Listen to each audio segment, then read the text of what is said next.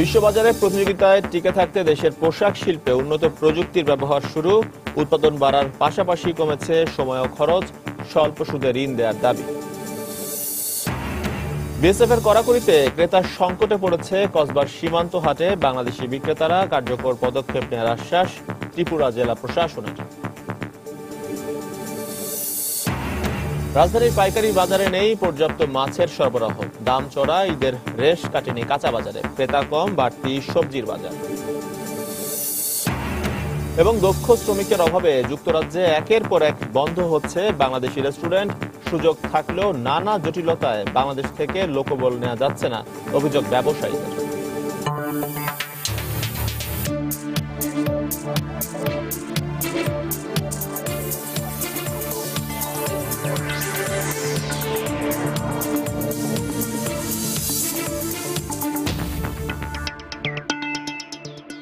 দেখছিলেন শিরোনাম। আমন্ত্রণ জানাচ্ছি দেশ ও দেশের বাইরের অর্থ বাণিজ্যের নানা খবর নিয়ে আমাদের নিয়মিত আয়োজন এ সময়ের বাণিজ্য। আর আপনাদের সঙ্গে রয়েছে আমি এজি মাহমুদ।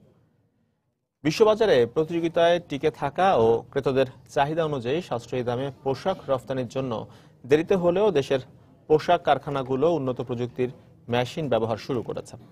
কাটিং ও সেলাই থেকে পোশাক তৈরির প্রতিটি ধাপে আধুনিক মেশিন ব্যবহারে উৎপাদন বাড়ার পাশাপাশি সময় ও খরচ অনেক কমেছে।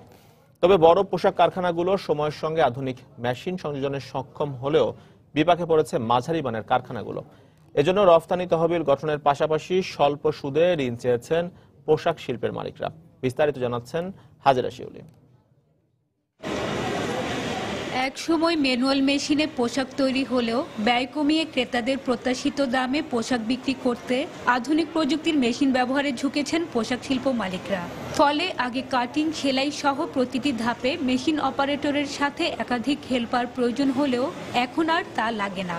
কম্পিউটারাইজড মেশিন ব্যবহারে একদিকে উৎপাদনশীলতা বেড়েছে, অন্যদিকে পোশাকের মাপ ও ডিজাইন নিখুঁত হচ্ছে। এখন আমাদের ফ্যাক্টরিতে ম্যানুয়াল মেশিন নাই, আমরা সব কম্পিউটারাইজড মেশিন ইউজ করতেছি। এই কম্পিউটারাইজড মেশিনগুলিতে আমাদের প্রোডাক্টিভিটি বাড়ছে। এখানে নতুন প্রযুক্তির কারণে ইলেকট্রিসিটি কনজাম্পশন কম হচ্ছে। এখানে এই নতুন প্রযুক্তির কারণে ওয়ার্কারদের কাজ করার কমফোর্টনেসটা বেড়ে গেছে। ওরা আগে যে একটা কষ্ট করে কাজ করতে হতো, এখন অনেকটা আরাম করে কাজটা করতে পারছে, যার ফলে উৎপাদন বাড়ছে, খরচ কমছে। মালিকরা জানান, বর্তমানে লিড টাইম কম হওয়ায় গুণগত মান ঠিক রেখে নির্দিষ্ট সময়ে পোশাক রপ্তানির জন্য অটোমেটিক মেশিনের বিকল্প নেই। এক্ষেত্রে নতুন মডেলের ব্যয় সাশ্রয়ী ও শ্রমিক বান্ধব মেশিন বাজারে আনছে সরবরাহকারী কোম্পানিগুলো। এবং অটোমেটিক মেশিনগুলো আমরা ইনস্টল করতেছি, ওইটা দিয়ে আমরা পারফরমেন্স বাড়াচ্ছি। এটার কয়েকটা কারণ হলো, একটা হলো কোয়ালিটি বাড়তেছে, কোয়ালিটি ভালো হচ্ছে, লিড টাইম কমতেছে এবং পারফরমেন্স অনেক ভালো হচ্ছে। প্রফিটেবিলিটি বেড়ে যাবে এবং এনভায়রনমেন্টের জন্য অনেক হেল্পফুল জিনিসটা, কারণ এই মেশিন, এই লেটেস্ট টেকনোলজির মেশিনগুলো থেকে কম কার্বন নিঃসরিত হয়। তবে নতুন প্রযুক্তির মেশিনের দাম অনেক বেশি হওয়ায় মাঝারি পোশাক কারখানাগুলো সেগুলো সংযোজন করতে পারছে না। তাই পোশাক কারখানার মান উন্নয়নে এ খাতের জন্য রফতানি তহবিল গঠন ও কম সুদে ঋণ প্রদানের দাবি সংশ্লিষ্টদের। নতুন টেকনোলজির সাথে বিজনেসটার ওভারহেড কমাতে চায়, তাহলে এটার জন্য একমাত্র সলিউশন হচ্ছে এক্সপোর্ট, স্পেশাল এক্সপোর্ট ফান্ড লাগবে খুব লো ইন্টারেস্টে। তাহলে হবে কি, আমরা আন্তর্জাতিক দুনিয়ায় এখন যাদের সাথে আমরা বিজনেস কম্পিট করছি, তাদের সাথে কম্পিট করতে গেলে আমাকে কম্পিটিটিভ হতে হবে। চট্টগ্রামে 5 শতাধিক পোশাক কারখানার মধ্যে 30% উন্নত প্রযুক্তির মেশিন ব্যবহার করছে। হাজেরা শিউলি, সময় সংবাদ, চট্টগ্রাম।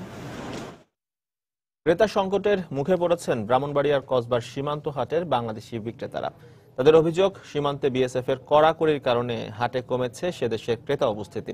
এদিকে প্রবেশাধিকার সহজ হয় হাটে প্রতিনিয়ত ভিড় বাড়ছে বাংলাদেশি ক্রেতার। এই অবস্থায় ভারতীয় বিক্রেতাদের ব্যবসা ভালো হলেও হতাশ বাংলাদেশি বিক্রেতারা। অবশ্য এ বিষয়ে কার্যকর পদক্ষেপ নেওয়ার আশ্বাস দিয়েছে ত্রিপুরা জেলা প্রশাসন। ব্রাহ্মণবাড়িয়া থেকে উজ্জ্বল চক্রবর্তীর তথ্য, জুয়েলুর রহমানের ছবি নিয়ে ডেস্ক রিপোর্ট। বাংলাদেশ ও ভারতের ব্যবসা বাণিজ্যের প্রসার ঘটাতে চলতি বছরের 11 জুন ব্রাহ্মণবাড়িয়ার কসবা উপজেলার তারাপুর সীমান্তে চালু হয় সীমান্ত হাট। উদ্বোধনের পরই দুদেশের ক্রেতা বিক্রেতাদের পদচারণায় মুখর হয়ে ওঠে হাটটি। শুরু থেকেই চলে জমজমাট বেচাকেনা। সময় গড়ানোর সঙ্গে সঙ্গে বাড়তে থাকে নতুন দোকানের সংখ্যাও। কিন্তু 3 মাস পার হবার পরই সীমান্ত হাটের বাংলাদেশ অংশে কমে গেছে ভারতীয় ক্রেতাদের উপস্থিতি। আর বেচাকেনা কমে যাওয়ায় হতাশ বাংলাদেশি বিক্রেতারা। তাদের অভিযোগ, ভারতীয় সীমান্তরক্ষী বাহিনী বিএসএফ এর কড়াকড়ির কারণেই হাটে আসতে অনীহা বাড়ছে দেশটির ক্রেতাদের। বিএসএফ এর অনেক কড়াকড়ি করতেছে, ইন্ডিয়ান লোক আসতে দিচ্ছে না, তো এর জন্য আমাদের কাস্টমার খুব কম। বাংলাদেশের ব্যবসায়ীরা এই ব্যাপারটা নিয়ে ক্ষতিগ্রস্ত হচ্ছে এবং ইন্ডিয়ান ব্যবসায়ীরা লাভবান হচ্ছে। এদিকে দিন দিন বাংলাদেশি ক্রেতাদের সংখ্যা বাড়ায় বেচাকেনা নিয়ে খুশি ভারতীয় বিক্রেতারা। বেচাকেনা তো ভালো হয়েছে, আজকে যেটা মাল আনছে এটা তো মোটামুটি শেষ হল। ভারত থেকে আসছে, মানে বেচাকেনা ভালোই চলছে মোটামুটি। একদিন সপ্তাহে একদিন করেছে, কিন্তু আরেকদিন যদি হতো তাহলে ভালো হতো। এই অবস্থায় হাটের ভারসাম্য ফেরাতে দ্রুত পদক্ষেপ নেওয়ার দাবি বাংলাদেশি বিক্রেতাদের। বাংলাদেশি হাজার হাজার লোক তাদের মালামাল ক্রয় করতেছেন, কিন্তু বাংলাদেশের একটা মালামালও বিক্রি হচ্ছে না। এদের তো বিক্রি হইতেছে, আমাদের এদিকে গিয়ে দেখেন যে বাংলাদেশি কোনো পণ্যই বিক্রি হইতেছে না। এখানে যদি আপনার মনিটরিং করা হতো তাহলে সবচেয়ে বেস্ট হতো। বাংলাদেশ হাট ব্যবস্থাপনা কমিটি বলছে, সমস্যা সমাধানে ভারতীয় প্রশাসন সহ সংশ্লিষ্টদের সঙ্গে যোগাযোগ করা হয়েছে। অবশ্য এ ব্যাপারে কার্যকর পদক্ষেপ নেয়ার আশ্বাস দিয়েছেন ত্রিপুরার সিপাহীজলা জেলা ম্যাজিস্ট্রেট। এই বিষয়ে কথা বলবো, তারা যেন লোকজন এখানে সমাগম ঘটায়, সেই ব্যাপারে তারা যাতে উদ্যোগ নেয়। আইটেম যদি একটু চিন্তা ভাবনা করে যে ম্যানেজমেন্ট কমিটি কিছু সুপারিশ করে, তাহলে আমরা এটা হায়ার লেভেলে ডিসকাস করে আমরা এটা মিটিগেট করতে পারবো। হাট ব্যবস্থাপনা কমিটির হিসেব মতে সীমান্ত হাটে গত 3 মাসে 15,82,400 টাকার পণ্য বিক্রি করেছে বাংলাদেশি বিক্রেতারা। সময় সংবাদ, ব্রাহ্মণবাড়িয়া। অনুন্নত দেশগুলোর উন্নয়নে উন্নত বিশ্বের যে প্রতিশ্রুতি তা বাস্তবায়ন করা গেলে জাতিসংঘের 2015 পরবর্তী উন্নয়ন লক্ষ্যমাত্রা অর্জন সম্ভব হবে, এমনটা মনে করেন পররাষ্ট্র প্রতিমন্ত্রী শাহরিয়ার আলম। আর বাংলাদেশে গণতন্ত্র আর সুশাসনের চর্চা যত বাড়বে, এই লক্ষ্যমাত্রা অর্জন ততটাই সহজ হবে বলেও মনে করেন বিশ্লেষকরা।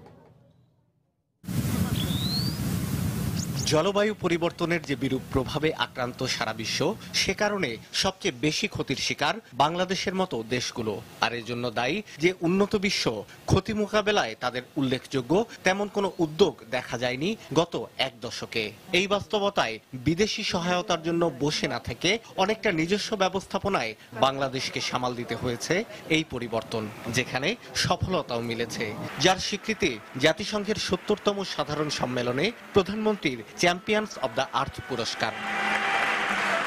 কোন রাষ্ট্রই তাদের জলবায়ু পরিবর্তনের জন্য জাতীয় একটা পলিসি বাংলাদেশই প্রথম করেছে 2009 সালে। জলবায়ু সংক্রান্ত যে সমস্যাগুলো আমরা জানি বিশ্বে, এবং এই সমস্যাগুলো নিয়ে বাংলাদেশ অনেক আগে থেকে সোচ্চার, এবং বাংলাদেশের কূটনীতির এটি একটি অন্যতম ফোকাল পয়েন্ট। এই যে কর্মতৎপরতার একটি স্বীকৃতি আমরা এই পুরস্কারের মাধ্যমে আমরা পেয়েছি। গত 1.5 দশকের জন্য জাতিসংঘের যে সহস্রাব্দের উন্নয়ন লক্ষ্যমাত্রা নির্ধারণ করা হয়েছিল, বাংলাদেশের সফলতা রয়েছে সেখানেও। দারিদ্র্য বিমোচন, প্রসূতি এবং শিশু মৃত্যুর হার কমানো এবং নারীর ক্ষমতায়নের মতো বিষয়গুলোতে বাংলাদেশের সফলতা ছিল ঈর্ষণীয়। তাই পরবর্তী 15 বছরের জন্য টেকসই উন্নয়ন লক্ষ্যমাত্রায়ও বাংলাদেশের সফলতা নিয়ে আশাবাদ রয়েছে। উন্নত বিশ্বগুলি, বিশেষ করে সেই বিশ্বগুলি তাদের জিডিপির প্রায় 0.7% অনুন্নত বিশ্বের জন্য ব্যয় করবে বা রিজিওনাল কোঅপারেশনের জন্য ব্যয় করবে। সকল রাষ্ট্র কিন্তু সেটা করতে পারেনি। কমিটমেন্টটুকু উন্নত বিশ্ব দিয়েছে বা দিচ্ছে বা ভবিষ্যতে দেবে, সেটা যেন তারা ডেলিভার করতে পারে, সেটা যেন তারা বাস্তবায়ন করতে পারে। টেকসই উন্নয়নের যে স্লোগান, সেটা আমরা বাস্তবায়ন করতে পারবো না যতক্ষণ আমরা জাতীয়ভাবে বিষয়টিকে মানে সুশাসনের সঙ্গে, দেশের রাজনীতির সঙ্গে, দেশের আইনের সঙ্গে যদি যুক্ত না করি। টেকসই উন্নয়ন লক্ষ্যমাত্রায় 17টি লক্ষ্যকে প্রাধান্য দেওয়া হয়েছে, যার মধ্যে জঙ্গিবাদ দমন, সবার জন্য খাদ্য নিশ্চিত করা এবং উন্নয়নের জন্য অন্যের ওপর নির্ভরশীলতা কমানোর মতো বিষয়গুলো রয়েছে। বিশ্লেষকরা মনে করেন এই লক্ষ্য বাস্তবায়নে আয় বৈষম্য কমানোর সুনির্দিষ্ট নির্দেশনা থাকা প্রয়োজন। শাহ আলী জয়, সময় সংবাদ, ঢাকা। সরবরাহ কম থাকায় রাজধানীর পাইকারি বাজারে বাড়তি দামে বিক্রি হচ্ছে সব ধরনের মাছ। এতে মাছ সংকট তো রয়েছেই, বাজারে নেই পাইকারদের আনাগোনা, যে কারণে আশানুরূপ বেচা কেনা করতে পারছেন না ব্যবসায়ীরা। আর আড়তদারদের দাবি, ইলিশ সংরক্ষণে অভিযান চলমান থাকায় বাজারে মাছের আমদানি নেই। পরিস্থিতি স্বাভাবিক হতে আরো সপ্তাহখানেক সময় লাগবে বলেও মনে করছেন তারা। নেই পরিচিত হাকডাক, পাইকারদের দর কষাকষি বা মাছ আনা নেয়ার ব্যস্ততা। মাত্রই শেষ হলো ঈদুল আজহা, তবে বাজার পরিস্থিতি বলছে এখনো কাটেনি ঈদের আমেজ। রাজধানীর কারওয়ান বাজারের আড়তগুলো ঘুরে দেখা যায় কয়েকজন ব্যবসায়ী বসে আছেন মাছের ডালা সাজিয়ে, যদিও তারা পাচ্ছেন না কাঙ্ক্ষিত পাইকারদের দেখা। বাজারে বড় বা মাঝারি আকারের 1 কেজি রুই মাছ বিক্রি হচ্ছে 200 থেকে 350 টাকায়, চিংড়ি 500 থেকে 800 আর তেলাপিয়া 150 টাকায়। আমদানি কমে যাওয়ায় মাছের দাম বাড়ার কারণে খুচরা বাজারেও এর প্রভাব পড়বে বলে দাবি পাইকারদের।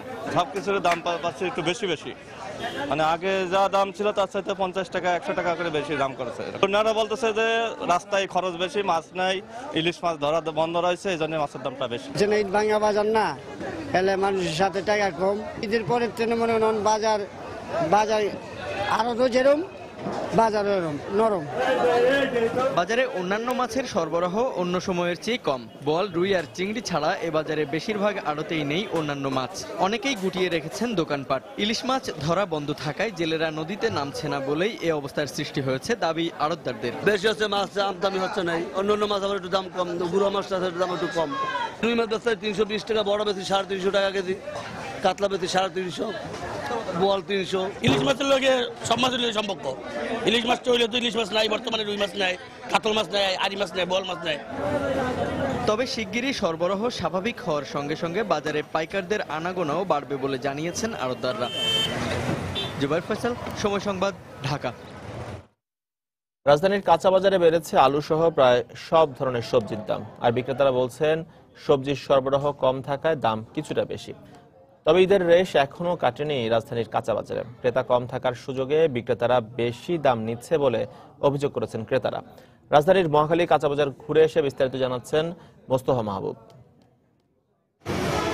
হরেক রকম সবজিতে ঠাসা বাজার, কিন্তু ঈদের ছুটির রেশ থাকায় বাজার অনেকটাই ক্রেতা শূন্য।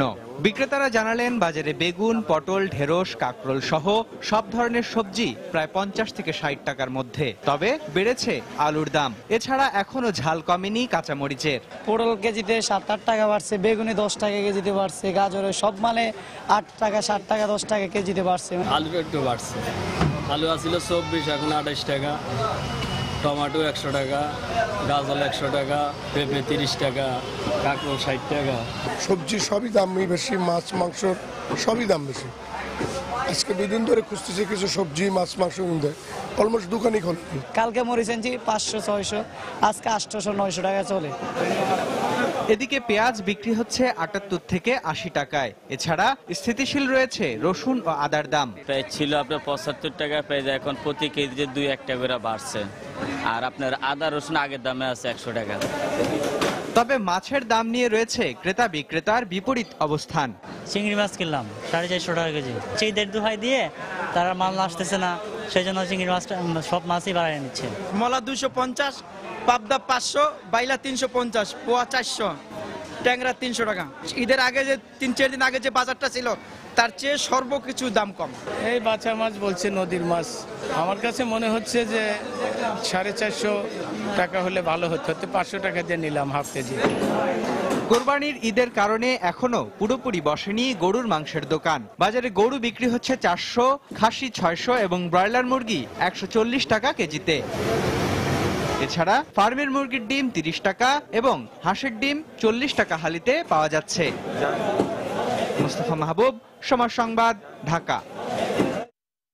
দর্শক, ঈদের পর প্রথম সাপ্তাহিক ছুটির দিনে অনেকটাই ক্রেতা শূন্য রাজধানীর কাঁচা বাজারগুলো। আর এই মুহূর্তে রাজধানীর কারওয়ান বাজারে রয়েছেন সহকর্মী জুবায়ের ফয়সাল। সেখানকার বাজার পরিস্থিতি বিস্তারিত জানতে সরাসরি চলে যাচ্ছে তার কাছে। জুবায়ের।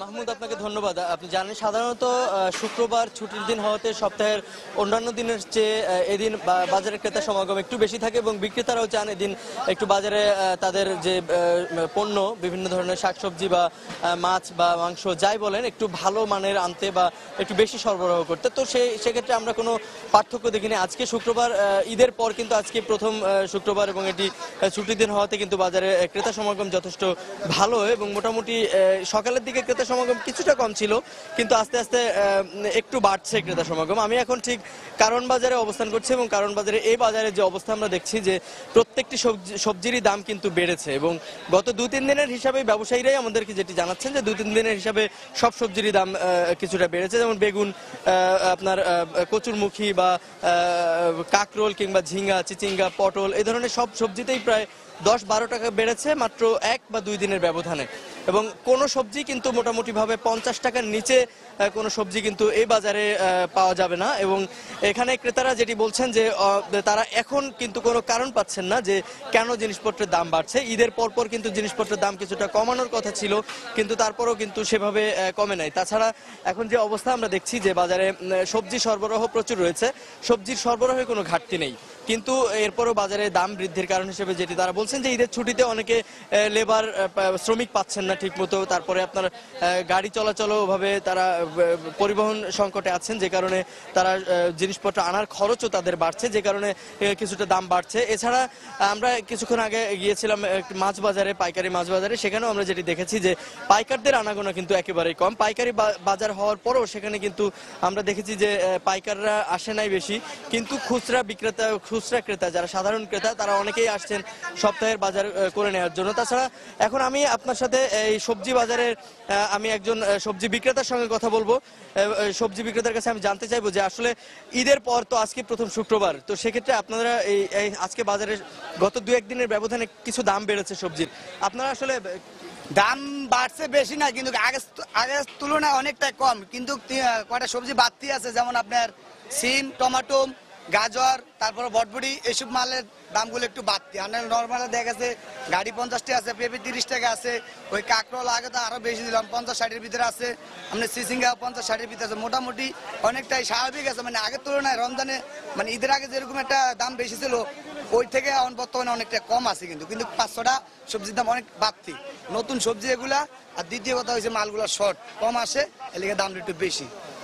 জি, আপনারা যেমনটি জানছিলেন যে বিক্রেতারা যেটা বলছিলেন যে মৌসুমী সবজির দাম কিছুটা বাড়তি, তাছাড়া অন্যান্য সবজির দাম তারা বলছেন স্বাভাবিক আছে, যদিও ক্রেতারা তা মানছেন না। এছাড়া এই বাজারে যে অবস্থা, আমরা আরেকটু আগে গিয়েছিলাম যে গরুর মাংস এবং মুরগির মাংস, তাছাড়া আরো কয়েকটি মাংসের দোকান ঘুরে এসেছি, তো সেখানে অনেকগুলো দোকানই কিন্তু এখনো পর্যন্ত কেউই এখনো ব্যবসায়িক কার্যক্রম শুরু করেননি, কারণ আপনি জানেন সঙ্গত কারণেই অনেকেই পশু কোরবানি দিয়েছেন, যে কারণে মাংসের চাহিদা আসলে এই মুহূর্তে খুব বেশি নাই, যে কারণে মাংস বিক্রি বাট্টাও ওরকম খুব বেশি না। তারপরেও মাংসের দাম কিন্তু কমে নাই, বরং 400 থেকে 420 টাকার মতো বিক্রি হচ্ছে গরুর মাংস, 10 টাকা কমছে মুরগির মাংস বিক্রি কিছুটা বেড়েছে। তাছাড়া আরেকটি জিনিস যেটা দেখতে পাচ্ছি আমরা যে সবজির কিন্তু অভাব নাই, সবজির সরবরাহ যথেষ্ট আছে, যে কিন্তু নর্মালি বাজারে যে সবজি সরবরাহ থাকার কথা সেরকম সরবরাহ থাকলে যে বাজারে দাম কম হওয়ার কথা সেটি কিন্তু ক্রেতারা পাচ্ছেন না। তো এক্ষেত্রে ক্রেতাদের একটি অভিযোগই বলা যায় যে ক্রেতারা অভিযোগ করছেন যে বিক্রেতারা অহেতুক দাম বাড়াচ্ছেন, তবে বিক্রেতারা কিন্তু সেটা মানতে চাচ্ছেন না বা মানতে নারাজ প্রকাশ করছেন। আরেকটি বিষয় যে বাজারে যে অবস্থা, যে ক্রেতা সংকট ছিল সকালের দিকে, এবং মাছ বাজারেও আমরা যেটি দেখেছি যে পাইকার যারা মূলত পাইকারি বাজারের মূলত যারা প্রধান ক্রেতা, পাইকার বিভিন্ন হাটের এবং ঢাকার বিভিন্ন পাড়া মহল্লায় যারা মাছগুলো এখান থেকে কিনে বিক্রি করেন, তারাও কিন্তু তাদের সংকটের কারণে বাজারে যারা যেসব আড়তদার মাছ এনেছিলেন তাদের কিন্তু সেভাবে বিক্রি বাট্টা হচ্ছে না, যে কারণে তারা আসলে কিছুটা সংশয় আছেন যে তারা যে বিনিয়োগ করেছেন এই বিনিয়োগ, এই সপ্তাহের যে বিনিয়োগ সেই সাপ্তাহিক বিনিয়োগ দিয়ে তারা কিছুটা সংকটে পড়বেন। এছাড়া আরেকটি বিষয় যে তারা যেটি বলছেন যে 1 সপ্তাহের মতো লাগতে পারে যে বাজারে ঈদের পরবর্তী সময়, তাছাড়া যে জাটকা নিধন বন্ধে যে অভিযান চলছে সারা দেশব্যাপী নদীগুলোতে, যে কারণে অনেক জেলেই কিন্তু মাছ ধরার জন্য নদীতে নামতে পারছেন না, যে কারণে মাছের কিছুটা সংকট রয়েছে। তাছাড়া ইলিশ মাছ বাজারে থাকলে অন্যান্য মাছের দামও অনেকটা কমে যায়। তো সেক্ষেত্রে মোটামুটি বলা যায় যে আগামী 1 সপ্তাহের মধ্যে ঈদের যে আমেজ এটি পুরোপুরি কেটে গিয়ে বাজারের পরিস্থিতি ভালো হবে বলে বিক্রেতারা আশা করছেন। তাছাড়া আরেকটি বিষয় যে ক্রেতারা যেটি দেখতে চাচ্ছেন যে বাজারে এখন নতুন মৌসুমী সবজি আসছে, সে কারণে অন্যান্য সবজি যেগুলি আছে যে এই মৌসুম ছাড়া যেসব সবজি যা গত 3-4 মাস ধরেই বাজারে সচরাচর পাওয়া যাচ্ছে, এই ধরনের সবজির দামও কিন্তু কিছুটা কমার কথা ছিল, কিন্তু সেই ধরনের সুফল কিন্তু ক্রেতারা পাচ্ছেন না। তাছাড়া আমরা দেখতে পাচ্ছি যে বিক্রেতারা তাদের সবজি যা এনেছেন বাজারে অনেকেই ইতিমধ্যেই প্রায় অনেকে ডালা খালি হয়ে গেছে, বিক্রি হয়ে গেছে। ক্রেতারা আসলে এখানে আসলে কোনো সুফল পাচ্ছেন না ক্রেতাদের যে অভিযোগ আমরা শুরু থেকে দেখে আসছি। আমরা আরেকজন ক্রেতার সাথে একটু কথা বলার চেষ্টা করব। যে একজন ক্রেতা আমরা দেখতে পাচ্ছি সবজি কিনছেন, ওনার কাছে আমরা জিজ্ঞাসা করতে চাই যে আসলে ঈদ পরবর্তী বাজারটা আপনারা কেমন দেখছেন? আচ্ছা, ঈদের পরে তো আজকে প্রথম আসলাম, অনেক বাড়তি আগের চেয়ে। বাড়তি দামের কারণ হিসেবে বিক্রেতারা কি বলছেন, বা আপনারা কি তাদেরকে জিজ্ঞাসা করেছিলেন যে এখন তো প্রাকৃতিক অবস্থাও ভালো, আবহাওয়া ভালো, তারপরও দাম বাড়ার কারণ হিসেবে তারা কি জানাচ্ছেন? ওই জানাচ্ছি সাপ্লাই অ্যাভেলেবেল নাই, এই জন্য আর কি দাম বাড়তে।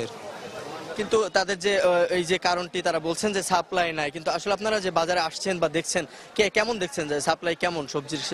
সবজি আসলে আগের মতো অ্যাভেলেবেল দেখছি না আর কি, কমই দেখছি আর কি। যে আপনি একজন ক্রেতার সঙ্গে আমরা কথা বলছিলাম, উনিও আমাদেরকে জানাচ্ছিলেন যে মৌসুমী সবজি কিছুটা এসেছে বাজারে, তাছাড়া অন্যান্য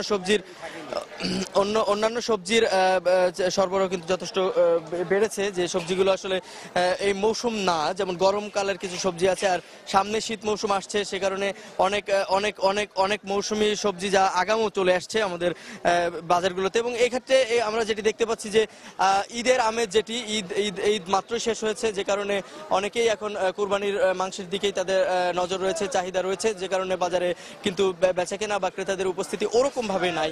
তো আশা করছেন বিক্রেতারা বা ক্রেতা যে আগামী এক সপ্তাহের মধ্যেই পরিস্থিতি উন্নতি হবে এবং বাজার ক্রেতা বিক্রেতাদের আনাগোনায় বেশ জমজমাট হবে বলে তারা আশা প্রকাশ করেছেন। তো এই ছিল আমার কাছে রাজধানীর কাঁচা বাজারের মোটামুটি একটি সারমর্ম। দর্শক, রাজধানীর কারণ বাজার থেকে আমাদের সঙ্গে সরাসরি যোগ দিয়েছিলেন সহকর্মী জুবাইর ফয়সাল। তিনি জানাচ্ছিলেন বাজার পরিস্থিতির খবরাখবর। তিনি যেমনটা জানাচ্ছিলেন যে রাজধানীতে সবজি এবং মাছের সরবরাহ অনেকটাই কম। এদিকে রাজধানীতে মাছের সরবরাহ অনেকটা কম থাকলেও কুমিল্লায় শুরু হয়েছে মাছ ধরার উৎসবের একটি খবর, জেনে নেব সেই খবরটি। কুমিল্লায় শুরু হয়েছে 100 বছরের ঐতিহ্যবাহী মাছ ধরার উৎসব। জেলার আদর্শ সদর উপজেলার নাওধরা খালে উৎসবে মেতেছে 10 গ্রামের শত শত মানুষ। প্রতি বছর এ সময় বাজারে ঢোল পিটিয়ে ঘোষণা দিয়ে একত্রিত হয়ে মাছ ধরতে নামেন এলাকাবাসী। আশ্বিন কার্তিক মাসে খালে পানি কমে গেলে এলাকার শৌখিন মৎস্য শিকারীরা মেতে ওঠেন এই উৎসবে। ছোট ছোট কুনি ও ছিটা জাল এবং হাত দিয়ে মাছ ধরতে জলাশয়ে নেমে পড়েন ছোট বড় সব বয়সের মানুষ। দর্শক, ঈদের ছুটির পর কর্মব্যস্ততা ফিরেছে দেশের প্রধান সমুদ্র বন্দর চট্টগ্রাম বন্দরের। এই মুহূর্তে বন্দর এলাকায় রয়েছেন সহকর্মী কমল দে। বিস্তারিত জানতে সরাসরি চলে যাচ্ছে তার কাছে। কমল।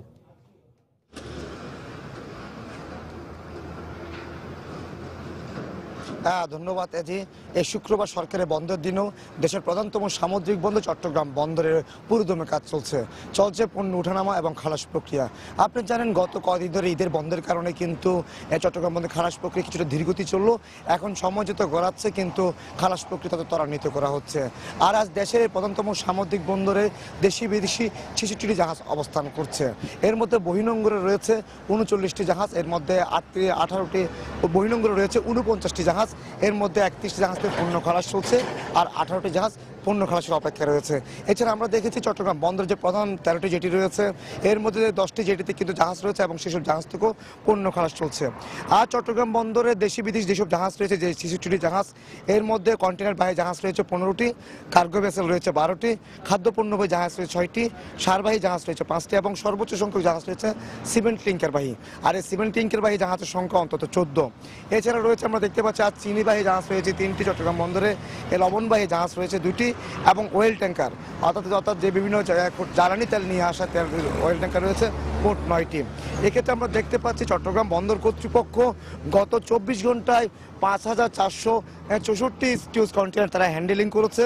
এর মধ্যে তারা 1600 টিউজ কন্টেনার তারা বিভিন্ন জাহাজ থেকে গ্রহণ করেছে এবং প্রায় 2,500 টিউজ কন্টেনার তারা বিভিন্ন জাহাজে তুলে দিয়েছে। এক্ষেত্রে একটি বিষয় বলে রাখা উচিত, প্রায় 36,000 টিউজ ধারণ ক্ষমতা সম্পন্ন এই চট্টগ্রাম বন্দর। কিন্তু গত কয়েকদিন ঈদের সময় যেহেতু ডেলিভারি ধীরগতি চলছিল, সেখানে কিন্তু এখন প্রায় 31,500 টিউজ কন্টেনার এখন চট্টগ্রাম বন্দর এবং প্রাইভেট আইসিটিগুলিতে অবস্থান করছে। এক্ষেত্রে গত 24 ঘন্টা আমরা দেখেছি তারা প্রায় 1900 টিউজ কন্টেনার তারা ডেলিভারি দিয়েছে এবং আজকেও তারা প্রায় আরও 2000-এর মতো টিউজ কন্টেনার ডেলিভারি দেওয়ার জন্য কাগজপত্র রেখেছে। এক্ষেত্রে বন্দর কর্মকর্তারা বলছেন যাতে কোনো রকম কন্টেনার জটের সৃষ্টি না হয় সেই অনুযায়ী তারা ব্যবস্থা নিচ্ছেন, অর্থাৎ যাতে ডেলিভারি প্রক্রিয়া ত্বরান্বিত করা যায় এবং ব্যবসায়ীরা যাতে দ্রুত ডেলিভারি কাগজপত্র জমা দিতে পারে সেই অনুযায়ী তাদের পক্ষ থেকে সেই ধরনের ব্যবস্থা নেওয়া হচ্ছে। অর্থাৎ শুক্রবার বন্ধের দিন হলেও কিন্তু যে পণ্য ডেলিভারি বা জাহাজ থেকে উঠানামা সব চলছে স্বাভাবিক গতিতে। এক্ষেত্রে চট্টগ্রাম বন্দর আজ প্রায় 31,000 টিউজ কন্টেনার রয়েছে এবং 2,000-এর মতো তারা ডেলিভারির জন্য কাগজপত্র জমা দেওয়া হয়েছে। এছাড়া আজ 3টি জাহাজ চট্টগ্রাম বন্দর ছেড়ে যাওয়ার কথা রয়েছে। অর্থাৎ শুক্রবার সরকারের বন্দর দিনেও এই পুরো দমে চলছে দেশের প্রধানতম সামুদ্রিক বন্দর এই চট্টগ্রাম বন্দর। এখন পর্যন্ত আমার কাছে এ ছিল চট্টগ্রাম বন্দরের সর্বশেষ। দর্শক, ঈদের ছুটির পর কর্মব্যস্ততা ফিরেছে দেশের প্রধান সমুদ্র বন্দর চট্টগ্রাম বন্দরে। আর বন্দর এলাকা থেকে সেসব খবরাখবর জানাতে আমাদের সঙ্গে সরাসরি যোগ দিয়েছিলেন সহকর্মী কমল দেব। যাচ্ছি পরের প্রসঙ্গে। ভারত বাংলাদেশের বিদ্যুৎ বিনিময় বাড়াতে বাংলাদেশকে $12 কোটি অর্থ সহায়তা দিচ্ছে এশীয় উন্নয়ন ব্যাংক এডিবি। দেশের ক্রমবর্ধমান চাহিদার কথা মাথায় রেখে এবং দক্ষিণ এশিয়ার দেশগুলোর মধ্যে আন্তঃদেশীয় বিদ্যুৎ বিনিময় সহজ করতে এই অর্থ সহায়তা দিচ্ছে এডিবি। এই অর্থ ব্যয় হবে বাংলাদেশের ভেড়ামারা থেকে ভারতের বহরামপুর পর্যন্ত পাওয়ার গ্রিডের সক্ষমতা দ্বিগুণ করতে। এদিকে 2021 সালের মধ্যে সবার জন্য বিদ্যুৎ সুবিধা নিশ্চিতের অঙ্গীকার নিয়ে কাজ করছে দেশ।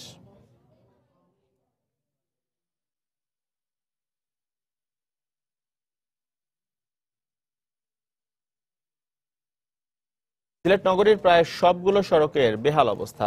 খানাখন্দে ভরা বেশ কিছু সড়ক চলাচলের অনুপযোগী হয়ে পড়েছে। এতে নগরবাসী চরম দুর্ভোগ পোহালেও সংশ্লিষ্ট কর্তৃপক্ষের কার্যক্রম কেবল আশ্বাসেই সীমাবদ্ধ। তবে ক্ষোভ জানিয়ে সুশীল সমাজের প্রতিনিধিরা বলছেন, অভিভাবকহীন থাকায় ভোগান্তি বাড়ছে নগরবাসীর। নৌশাদ আহমদ চৌধুরীর ছবিতে আরো জানাচ্ছেন আব্দুল আহাদ। অর্থমন্ত্রী আবুল মাল আব্দুল মুহিতের আর তার ঠিক সামনে সড়কের এমন বেহাল অবস্থা। সড়কটি ভাঙার দীর্ঘদিন হয়ে গেলেও এখনো সংস্কারের উদ্যোগ নেই কর্তৃপক্ষের। শুধু এই সড়ক নয়, নগরীর 90% সড়কেরই বেহাল অবস্থা। খানাখন্দকে ভরা খোদ সিটি কর্পোরেশনের সামনের সড়কটিরও। সবচেয়ে খারাপ অবস্থা পাঠানটোলা থেকে শাহজালাল বিশ্ববিদ্যালয় পর্যন্ত 3 কিলোমিটার সড়কের।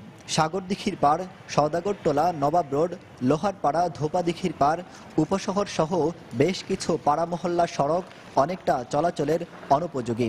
এতে জনদুর্ভোগ পৌঁছেছে চরমে। বিভিন্ন জায়গাতে আপনার মানে রাস্তা ভাঙ্গা মানুষ চলাফেরা করতে খুব কষ্ট হয়। 5-6 মাস ধরে মানে রাস্তাটা ভাঙ্গা রিপেয়ারিং করিয়া যায়, এরপর আবার ভাঙ্গা আরম্ভ হয়। চাক্কা মাক্কা সব কিছু নষ্ট হয়ে যায়, গাড়ি নষ্ট হয়ে যায় এই জায়গার কারণে। মাস গড়িয়ে বছর পেরুলেও নগরীর ভাঙা সড়কগুলো সংস্কার না হওয়ায় ক্ষুব্ধ নগরবাসী। সুশীল সমাজের প্রতিনিধিরা বলছেন, নগরপিতা না থাকায় দীর্ঘদিন ধরে এই বেহাল দশা সড়কগুলোর। সরকার যদি মনে করেন যে সেখানে মানে ওনাকে যেহেতু সাময়িকভাবে বরখাস্ত করা হয়েছে, এটা স্থায়ী বরখাস্ত হয়, তাহলে আমার মনে হয় অনতিবিলম্বে নির্বাচন দিয়ে জনগণের প্রতিনিধি নির্বাচিত করা উচিত। দুর্ভোগের বিষয়টি স্বীকার করে সিটি কর্পোরেশনের প্রধান নির্বাহী কর্মকর্তা আশ্বাস দিলেন দ্রুত সংস্কারের। পাড়া মহল্লার বেশ কিছু রাস্তা ভাঙা থাকলে আমরা সেটা রিপেয়ারিং করব এবং আমাদের ভাতালি এলাকা, আমাদের শেখঘাট এলাকায় বেশ কিছু টেন্ডার কার্যক্রম নেওয়া হয়েছে, সেই রাস্তাগুলো সম্পন্ন হবে। নগরীতে প্রায় 30 কিলোমিটার রাস্তা সড়ক ও জনপথ বিভাগের, আর বাকিটার মালিক সিটি কর্পোরেশন। অবশ্য ভাঙা সড়কগুলো মেরামত করতে সড়ক ও জনপথ বিভাগকে চিঠি দেওয়া হয়েছে বলে জানালেন সিটি কর্পোরেশনের প্রধান প্রকৌশলী। আব্দুল আহাদ, সময় সংবাদ, সিলেট। যুক্তরাজ্যে বাংলাদেশিদের শ্রমে গড়া প্রায় 200 বছর পুরনো কারিশিল্প, আর এর উপর ভিত্তি করেই যুক্তরাজ্যে সুপ্রতিষ্ঠিত পুরো বাংলাদেশি কমিউনিটি। শুধু কর্মী সংকটের কারণেই ব্রিটেনে একের পর এক বন্ধ হয়ে যাচ্ছে রেস্টুরেন্টগুলো। ব্রিটেনে বাংলাদেশ থেকে দক্ষ শেফ নেওয়ার সুযোগ থাকলেও নানা জটিলতার কারণে রেস্টুরেন্ট মালিকের পক্ষে তা সম্ভব হয়ে উঠছে না। তানভীর হাসানের ক্যামেরায় বিস্তারিত জানাচ্ছেন আমাদের লন্ডন প্রতিনিধি শোয়েব কবির। প্রায় 450 কোটি পাউন্ড অর্থের যোগানদাতা এবং লক্ষাধিক লোকের কর্মসংস্থানের ব্রিটিশ কারি ইন্ডাস্ট্রি আজ চরম সংকটের মুখে। দক্ষ শেফ ও স্টক সংকটের কারণে ধীরে ধীরে তা বন্ধ হওয়ার উপক্রম হয়েছে। ইতিমধ্যে ব্রিটেনে প্রতি সপ্তাহেই বন্ধ হচ্ছে একের পর এক রেস্টুরেন্ট। একটা স্টাফ সংকট, সেকেন্ডলি ইমিগ্রেশন রেট, এই দুইটা মারাত্মক হুমকির সম্মুখীন হয়ে আমার ইন্ডাস্ট্রিটা আজকে মানে বন্ধ হওয়ার পথে। বাংলাদেশ সহ অন্যান্য দেশ থেকে ব্রিটেনের দক্ষ শেফ নেওয়ার সুযোগ রয়েছে, তবে এসব শেফের অনেক বেশি বেতন প্রদানের আইনের কারণে রেস্টুরেন্ট মালিকদের পক্ষে তাও সম্ভব হয়ে ওঠে না। অভিজ্ঞ শেফ যারা, তাদের স্যালারিটা 29,570 পাউন্ড, কিন্তু তো এইটা অনেক এমপ্লয়ার পক্ষে, অনেক রেস্টুরেন্ট মালিক যারা, তাদের অনেকের বেলায় এটা সম্ভব হয় না। এই অবস্থায় বাংলাদেশের রেস্টুরেন্ট ব্যবসায়ী নেতারা চেষ্টা করছেন সরকারের সাথে সমঝোতা করে এই বেতন কাঠামো কমিয়ে আনতে। আমরা এটাও আবার নেগোশিয়েট করার চেষ্টা করছি কিভাবে সেই বেতনটা কমিয়ে আমাদের এফোর্ডেবল বেতনের মধ্যে নিয়ে আসা যায়। আর প্রস্তাবিত ইমিগ্রেশন নীতিমালায় স্টাফদের বৈধতা কাগজপত্র যাচাই বাছাই না করে নিয়োগ দিলে জেল জরিমানার পাশাপাশি রেস্টুরেন্টের লাইসেন্স বাতিলের সিদ্ধান্তে নতুন সংকটে পড়তে যাচ্ছে এই কারি শিল্প। একজন ছোট ব্যবসায়ীর জন্য কোনোভাবেই সম্ভব না সে ডকুমেন্ট 100% চেক করবে। এই ডকুমেন্ট চেক করার ক্ষেত্রে ভুল করলে তাকে জেলে যেতে হবে, তার লাইসেন্স বন্ধ হবে, তার রেস্টুরেন্ট বন্ধ হবে। এই কারি শিল্প রক্ষায় ব্রিটিশ প্রধানমন্ত্রী সহ অনেক এমপি মন্ত্রী নানা প্রতিশ্রুতি দিলেও তা কার্যকরে কেউই কোনো পদক্ষেপ গ্রহণ করেননি। পুরো ব্রিটেন জুড়ে প্রায় 12,000 বাংলাদেশি মালিকানাধীন রেস্টুরেন্ট রয়েছে। রেস্টুরেন্ট ব্যবসায়ীরা মনে করছেন রেস্টুরেন্ট সংকট সমাধানে এখনই জোর পদক্ষেপ নেওয়া প্রয়োজন, তা না হলে বিশাল এই শিল্পটি চলে যেতে পারে অন্যদের দখলে। শোয়েব কবির, সময় সংবাদ, লন্ডন। এবার দেশের বাইরের অর্থ বাণিজ্যের খবর। সেপ্টেম্বরে কিছুটা বেড়েছে চীনের উৎপাদন খাতের কার্যক্রম। দেশটির পরিসংখ্যান ব্যুরোর তথ্য অনুযায়ী সেপ্টেম্বরে দেশটির উৎপাদন খাতের কার্যক্রম বেড়ে দাঁড়িয়েছে 49.8%, যা আগস্টের চেয়ে 0.1% বেশি। তবে বিশেষজ্ঞদের পূর্বাভাসের তুলনায় এ হার আরও বেশি। রফতানি এবং অভ্যন্তরীণ চাহিদা কমায় গেল কয়েক মাস ধরেই বেশ ধীর গতিতে এগোচ্ছে চীনের উৎপাদন খাত। বিশ্বের দ্বিতীয় বৃহত্তম অর্থনীতির এদেশের অস্থিতিশীল পরিস্থিতির প্রভাব পড়েছে পুরো বিশ্ব অর্থনীতিতে। এ কারণে চীনের অর্থনৈতিক অবস্থা সম্পর্কে সঠিক ধারণা দিতে পারছে না কেউ। এরপরেও চলতি বছর প্রবৃদ্ধি 7% লক্ষ্যমাত্রা রেখেছে চীন সরকার।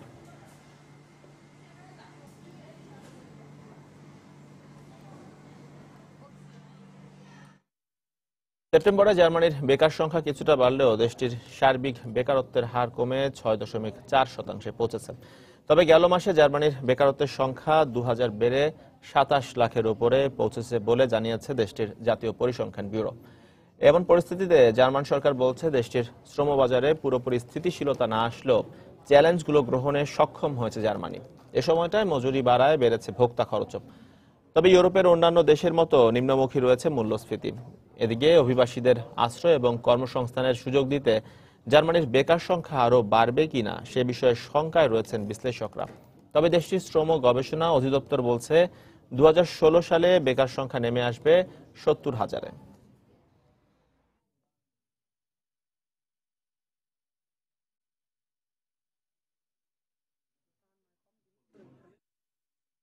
চীনে উৎপাদন খরচ বাড়ায় এবং এশিয়ায় ইউরোপীয় বিলাসবহুল পণ্যের চাহিদা বেশি থাকায় এবার ইউরোপের দেশগুলোতেই ব্যবসায় স্থাপন শুরু করেছে এশিয়ার উদ্যোক্তারা। তবে দক্ষ কর্মীর অভাবে কিছুটা ধীর গতিতে এগোতে হচ্ছে খাতের সাথে সংশ্লিষ্ট উদ্যোক্তাদের। পাশাপাশি বয়স্কদের সরিয়ে তরুণ জনগোষ্ঠীকে এ খাতের সাথে সম্পৃক্ত করে বিশ্ববাজারে আগের অবস্থান ফিরে পাওয়াটাও যুক্তরাজ্যের টেক্সটাইল ইন্ডাস্ট্রির জন্য বেশ কঠিন হয়ে পড়েছে। বছরখানেক আগে একটি নিটওয়্যার কোম্পানি স্থাপনের জন্য জায়গার সন্ধানে ছিলেন ক্রিস্টিন মার্ফি। এরপর ব্রিটেনেই প্রতিষ্ঠিত করলেন আলবিয়ন নিটিং কোম্পানি। তরুণ উদ্যোক্তাদের সুযোগ করে দিতে এখন তার মতো অনেকেই ব্যবসা শুরু করেছেন ব্রিটেনে। কারণ অন্যান্য দেশের তুলনায় ইউরোপের বিলাসবহুল পণ্যই ক্রেতাদের বেশি পছন্দ। এর পেছনে অনেকটাই দায়ী চীন। চীনে ব্যবসার পরিচালন ব্যয় বেড়ে যাওয়ায় এবং বিলাসবহুল পণ্যগুলো খুব বেশি দামি হয় এখন ইউরোপের দেশগুলোতে ব্যবসা স্থাপন করছেন এশিয়ারই অনেক উদ্যোক্তা। চীনের লাক্সারি ব্র্যান্ডগুলোর পণ্যের দাম অনেক বেশি। এ কারণেই শুধু ইউরোপ নয়, পূর্ব এশিয়ার ভোক্তারাও এখন বিলাসবহুল পণ্যে ব্রিটেনের দেশগুলোর ট্যাগ দেখতেই বেশি পছন্দ করে। আর আমরা এটাই প্রমাণ করতে চাই, ফ্যাশন হাব হিসেবে লন্ডন অন্যতম।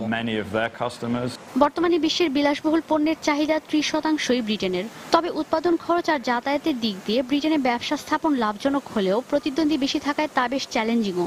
পাশাপাশি রয়েছে বয়স্ক কর্মী সরিয়ে সে স্থানে তরুণ কর্মী নিয়োগের ক্ষেত্রে সীমাবদ্ধতা। 20 বছর আগেও মাত্র কয়েকজনই পোশাক খাতে কাজের প্রশিক্ষণ নিত। তাই এ খাতের জন্য ব্রিটেনে দক্ষ কর্মী পাওয়াটা বেশ চ্যালেঞ্জিং। তাই সক্ষমতা অনুযায়ী বেশ ধীর গতিতেই এগোতে হচ্ছে আমাদের। তাই এ খাতের সাথে জড়িত উদ্যোক্তা আর ডিজাইনারদের উৎসাহ দিতে সারা বছরই ফ্যাশন শোর আয়োজন করে ব্রিটিশ ফ্যাশন কাউন্সিল। আর প্রচারণার জন্য নানা উদ্যোগও নেয় বিএফসি। ঈশিতা ব্রহ্ম, সময় সংবাদ। প্রায় 8 মাস পর কিছুটা হলেও গতি ফিরতে শুরু করেছে ভারতের হীরক শিল্পে। এবারে তুলনামূলক কম দামি অপরিশোধিত হীরার বাজার চাহিদাকে কাজে লাগিয়ে বিক্রি বাড়ানোর চেষ্টা করছেন এ খাতের ব্যবসায়ীরা। তবে অর্থনীতির ধীর গতির অজুহাতে চীন হীরা কেনা বন্ধ রাখায় বিকল্প রপ্তানি বাজার তৈরি জরুরি বলেও মনে করছেন তারা। পৃথিবীর প্রায় 90% হীরার প্রক্রিয়াকরণ হয়ে থাকে গুজরাটের সুরাটে। হীরা কাটিং ও পলিশের জন্য বিশ্বের সবচেয়ে বড় শিল্প এখানে গড়ে ওঠায় এই শহরের পরিচিতিও রয়েছে হীরার শহর হিসেবে।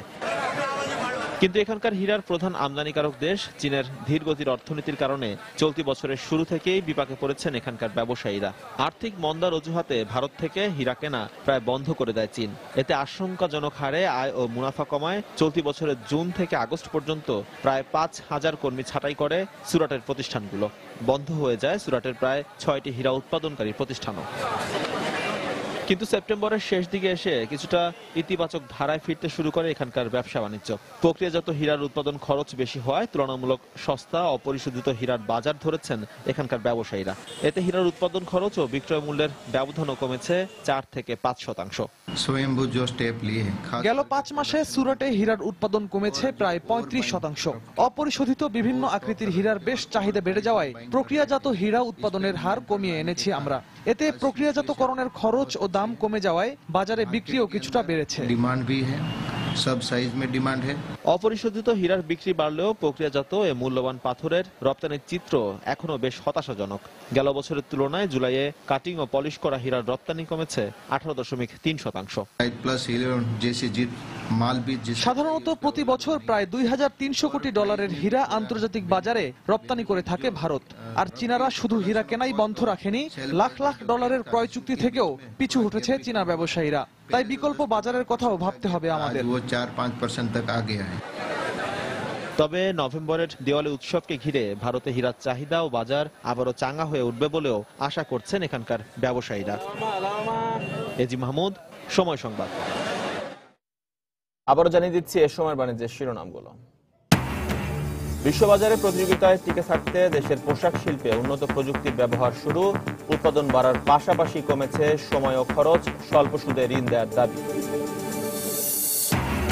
বিএসএফ এর কড়াকড়িতে ক্রেতার সংকটে পড়েছে কসবার সীমান্ত হাটে বাংলাদেশি বিক্রেতারা। কার্যকর পদক্ষেপ নেওয়ার আশ্বাস ত্রিপুরা জেলা প্রশাসনের। রাজধানীর পাইকারি বাজারে নেই পর্যাপ্ত মাছের সরবরাহ, দাম চড়া, ঈদের রেশ কাটেনি কাঁচা বাজারে, ক্রেতা কম, বাড়তি সবজির বাজার। এবং দক্ষ শ্রমিকের অভাবে যুক্তরাজ্যে একের পর এক বন্ধ হচ্ছে বাংলাদেশি রেস্টুরেন্ট। সুযোগ থাকলেও নানা জটিলতায় বাংলাদেশ থেকে লোকবল নেওয়া যাচ্ছে না, অভিযোগ ব্যবসায়ী।